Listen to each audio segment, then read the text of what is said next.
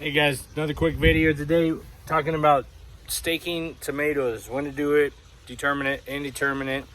And so let me dive into this real quick. So we've got a bunch of different varieties this year. You know, the one, I've got some big beef tomatoes, which are indeterminate.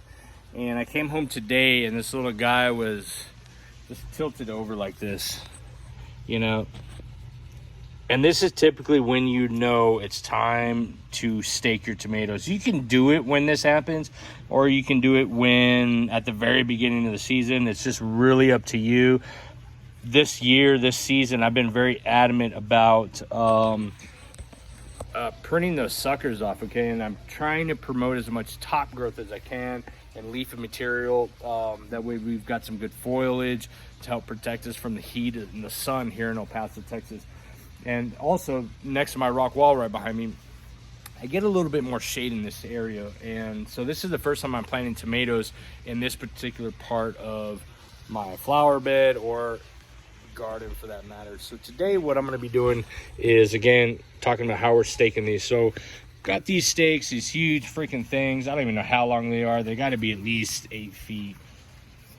Let me see here, because I know I'm 5'10". Got a little bit more room there. Got another 3 feet. These got to be at least 8 feet tall. And so what I'm looking to do is I'm probably going to bury about 8 to 12 inches of this actual stake. And obviously you can tell what a foot is, but what I would like to do is go ahead and mark off where a foot is. And these are 10-inch, 12-inch. So I know basically this little line, when I get to that depth, I know that that's the 10-inch mark, okay? I'm sorry, the 12-inch. Same thing on this guy. And same thing on that guy right there. Okay. Essentially what we're doing is we're trying to grow these indeterminate tomatoes as tall as we can. If you've ever watched any of my videos before, I think I might have a video in regards to the garden where we actually did PVC trellising with our tomatoes from last year. And it worked out great for what it was worth with our cherry tomatoes. But again, this year we're growing some different varieties. So I'm really looking to see how tall I can get these indeterminate tomatoes. I've got one there, and I think my second big beef tomatoes over here. Kind of an interesting spot where they're at, because I should have put them where they're at, which is, I knew better, obviously, because that way is east and this is west. I should have put my indeterminates on the farthest end so there's no shadowing whatsoever. But you know, I got in the spirit of gardening, and you know, we just start putting stuff down where it goes. Same thing with this one right in the middle. Obviously anything indeterminate is going to go really tall. Same with this tomato plant over here. That's an indeterminate tomato variety also. And then I've got my sunflowers and my corn over here, which are gonna get really tall. So I'm not gonna have any shadowing this way. Shadows are all gonna be casted over there. So I might have messed up. Don't hate me too much for that, but we do make mistakes. Again, we're just talking about how we're gonna be staking these suckers in. And today, let me see if I can capture some of this, and hopefully you guys watch me successfully climb up and down this ladder without falling and busting my butt.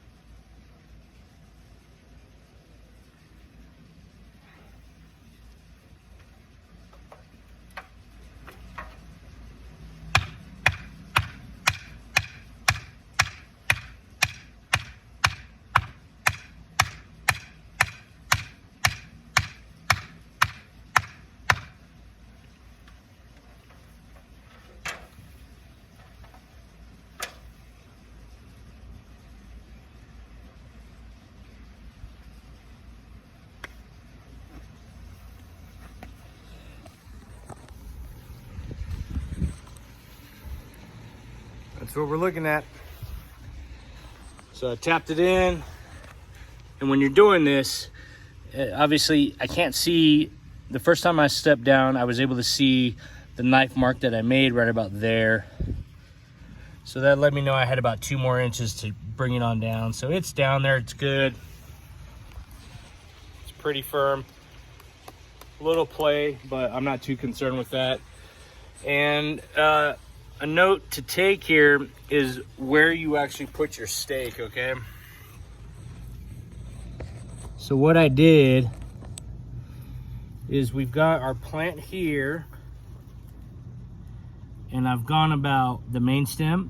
I've gone about 4 inches offset to where the actual tomato plant is.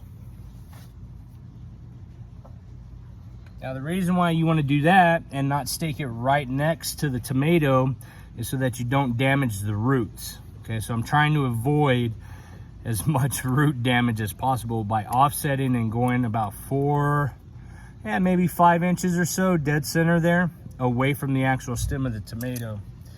And then I'm gonna do today, I got some other twine that I've ordered that's got like a rubber band flex material, but I've got this twine here that I'm gonna go ahead and use.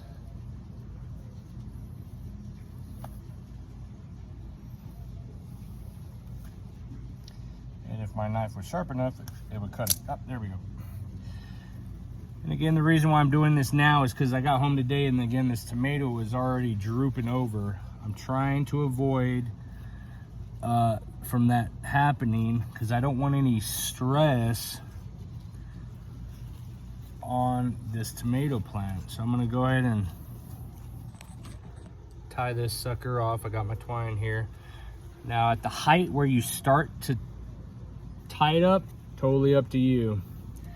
You can start wherever you want, but I know that this plant's about 2 feet tall now at least, otherwise it wouldn't have fallen over. But we want to make sure it stays upright. We're going to bring some tension off of that main stem. We're not going to tie it tight, we're just going to give it a little loose fitting so that it's upright, and we're creating that airflow right under here. See all that space right here? Okay, there's no restriction of airflow. Oh, look at this little guy. We'll pinch him off. But there's no restriction whatsoever. Okay, and I'm gonna do one more. So that was about a foot. So I'm gonna go another foot up. I'm gonna make one more tie. And we're gonna call it a day for this guy. See if I can get some camera angle here. But again, we're just trying to protect that main stem, okay guys? But you get home and your tomatoes falling over, you might want to consider staking it. Food for thought. Again, we're not tying it tight because we want to allow that main stem to expand a little bit more. So I'm not cinching it down. And that's it. Okay, so as you guys can see, everything's nice and upright. There's a little play, and that's it. All right, guys, if you got any questions about how to stake these, let me know. Excuse me. I'm gonna go ahead and get the other 2 that I have in the ground for my other 2 indeterminate plants. You guys stay tuned. If you have any questions, let me know. Feel free to subscribe and like channel. Leave me a comment below.